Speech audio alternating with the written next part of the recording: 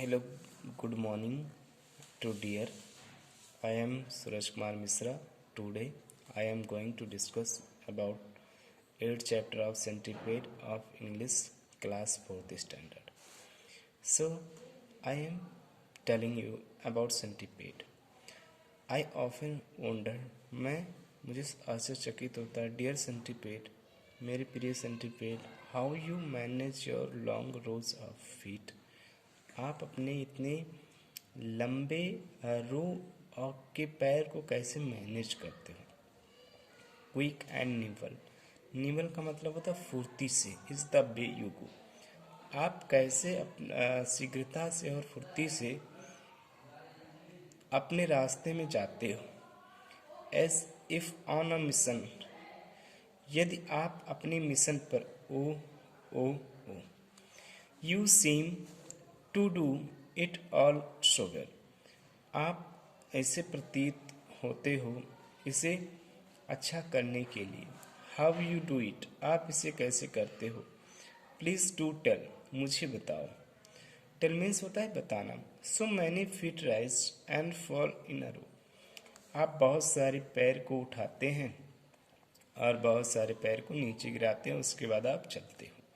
You are always in a hurry to go, आप हमेशा जल्दी में रहते हो कहीं जाने के लिए। Why nice shoes for your tiny feet, आपके छोटे पैर के लिए एक सुंदर सा शूज खरीदना चाहिए।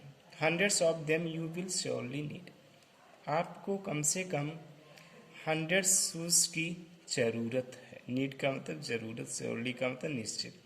With shoes you must wear, आपको शूज पहनना ही पड़ेगा। अ स्वीट एंड अ बो, मतलब एक पोशाक में और एक धनुष के रूप में। And walk like a gentleman, जब आप चलोगे शूज पहनकर तो ऐसा लगेगा कि एक जेंटलमैन की तरह चल रहे हो। Slow slow people will stop and cars will tour, जब आप चलोगे तो लोग रुक जाएंगे और कार्स जो होगा कार्स हारन बजाएगा। टू सी डियर सेंटीपेड, आप को सेंटीपेड देखेगा।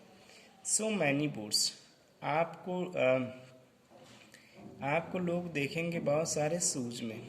If this causes a traffic jam, अगर किसी कारणवश, कॉसेस का मतलब होता है कारण, अगर किसी कारणवश ट्रैफिक जाम हो जाता है, बी इट सो, हम इसे अच्छे से करेंगे।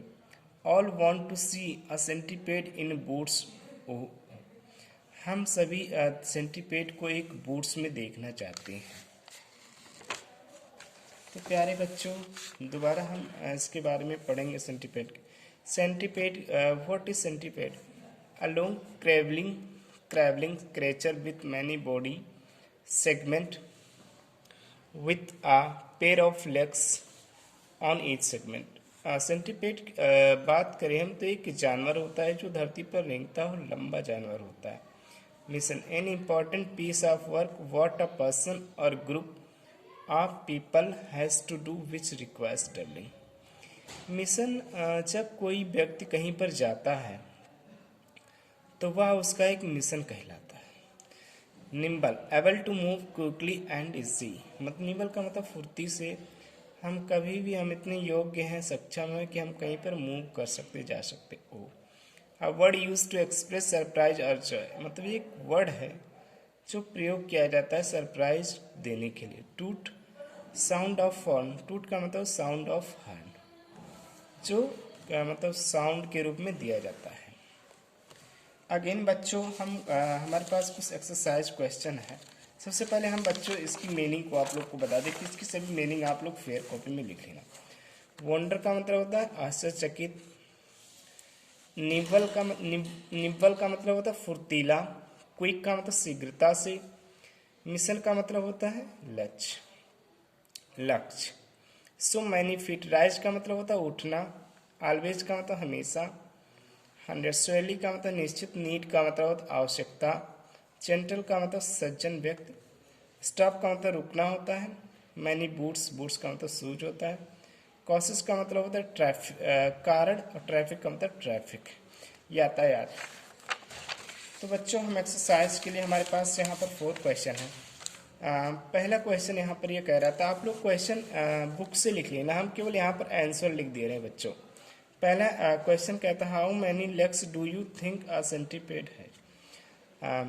ये पूछ रहा है कि आप सेंटीपेड जो एनिमल क्रिएचर है उसमें आप कितना पैर देखते हो। तो I think a centipede has more than 100।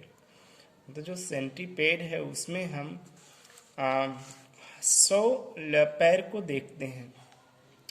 दूसरा क्वेश्चन ये कहता है बच्चों, why does the poet say that the centipede appears as if it is going on a mission. The poet को ऐसा क्या प्रतीत होता है कि जो सेंटीपेड है वो मिशन पर जाता है।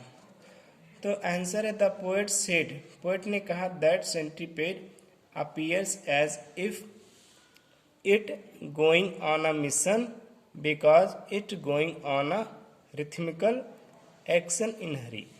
पोएट इसलिए कहता है, पोएट को इसलिए प्रतीत होता है क्योंकि वो अपने पैर से बहुत आसानी से जाता है एक जगह से दूसरी जगह पर, तो इसलिए पोएट को प्रतीत होता है कि ये अपने मिशन पर जा रहा है।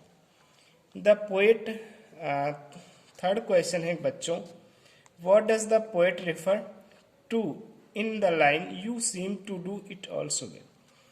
देखिए बच्चों, लाइन में कहने का मतलब यह है कि जैसे कोई खड़ा रहता है, मान लो कि स्टूडेंट हो गया, विद्यार्थी की लाइन हो गया, सोल्जर्स की लाइन, तो हमें उसमें क्या प्रतीत होता है, the poet refers you seem to do it.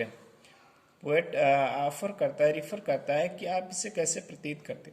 Also well, सभी अच्छा है। Because the moving action of centipede is very mannered, जो सेंटीपेड के मूव करने का तरीका है वो बहुत अच्छा है। फोर्थ क्वेश्चन बच्चों, what suggestion does the poet give to the centipede. मतलब पोएट ने सेंटीपेड को क्या सजेशन दिया बच्चों। तो फोर्थ क्वेश्चन का answer, poet suggest the centipede to buy shoes and wear sweet and. Poet ने सेंटीपेड को सजेशन दिया कि जो मतलब ये एक शूज को अच्छे प्रॉपर तरीके से पहनना अच्छा रहेगा, उससे आप बहुत अच्छे मतलब लगोगे और कहीं पर जाओगे तो लोग आपकी प्रशंसा करेंगे और देखेंगे। तो बच्चों इस एक्सरसाइज को आप आंसर द क्वेश्चन आप इसको कर लेना। आपके पास वीडियो में उसके आंसर केवल दिया, आप क्वेश्चन बुक से लिख लेना, ठीक। अगेन हम देखेंगे बच्चों, replace the word expression in the brackets with the right words given in the box. पहला हमारे पास tooting, room manage and mission.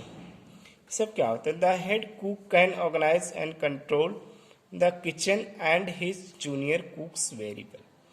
अगर कोई जैसे किचन में खाना बनाता है तो दैट कंडीशन में क्या उसको कहते हैं, खाना बनाने का प्रोसेस ये होता है कि हम उसको किस तरह से मैनेज करते हैं।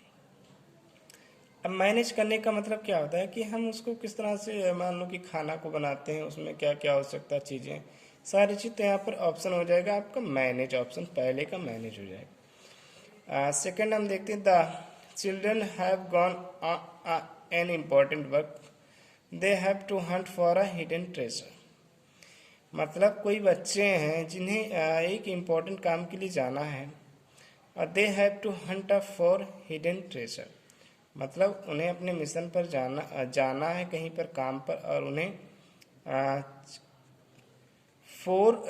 जो छुपे हुए प्राणी हैं उन्हें मारना। तो यहाँ पर क्या ऑप्शन हो जाएगा बच्चों, mission. The soldier were standing in a line. तो अगर मान लो कि कोई जैसे सोल्जर है, सिपाही है, अगर वो लाइन में खड़ा है, तो जनरली हम जानते हैं कि जैसे कोई लाइन में अगर खड़ा होता है, मान लो कि विद्यार्थी की लाइन होती है, स्टूडेंट की लाइन होती है, जब हम प्रेयर करते हैं तो दैट कंडीशन में क्या होता है कि हम एक लाइन में खड़े होते हैं। तो उसी प्रकार जो सोल्जर्स होते हैं या कोई भी सोल्जर्स की लाइन को हम बात करें तो वो एक पंक्ति में खड़े होते हैं। जैसे कोई प्रेयर होता है, देशभक्ति प्रेयर होता है या नेशनल एंथम होता है, दैट कंडीशन में हम खड़े होते हैं। तो इसके लिए हमारे पास रो होता है, रो ऑप्शन यहाँ पर थर्ड ऑप्शन हो जाएगा रो। आई हियर द कास्ट ब्लोइंग द हॉर्न, मतलब जो कार है वो चल रहा था तो हमने उसके बारे में जो आवाज़ दे रहा था तो हमने उसको सुना। तो यहाँ पर क्या हो जाएगा, टूटिंग। टूटिंग का मतलब जो कोई व्हीकल या गाड़ी जाती है तो जो हॉर्न बजाती है वो हमारा टूटिंग कहलाता है, उसके बारे में हम बताते हैं, सजेस्ट करते हैं। आप लोग इस चीज़ को सारा एक्सरसाइज पर listen, you your teacher will talk about the centipedes and scorpions, stay very quiet and listen to her him.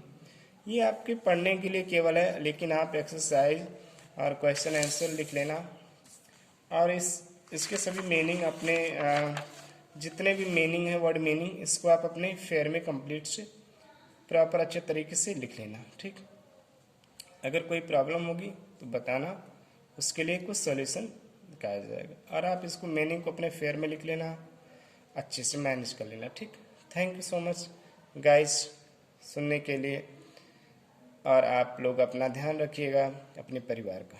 Thank you.